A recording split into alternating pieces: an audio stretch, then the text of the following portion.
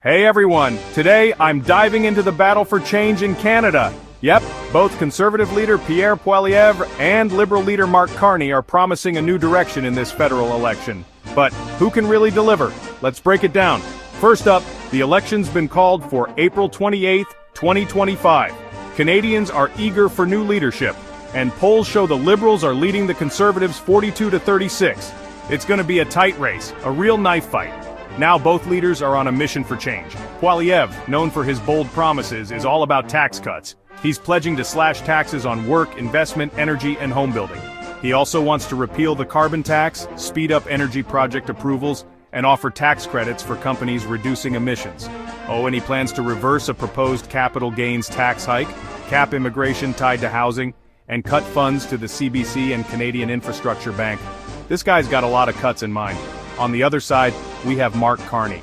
He's offering a middle-class tax cut, a 1% reduction to the lowest income tax bracket, which translates to about $825 a year for two-income families. Carney's also aiming to reduce the consumer carbon tax to zero while keeping it on the books. He promises to maintain transfers to individuals and provinces and balance operational spending over 3 years by eliminating wasteful government spending. But the NDP isn't staying quiet. They're criticizing Carney for not increasing the capital gains tax, saying he's favoring the wealthy.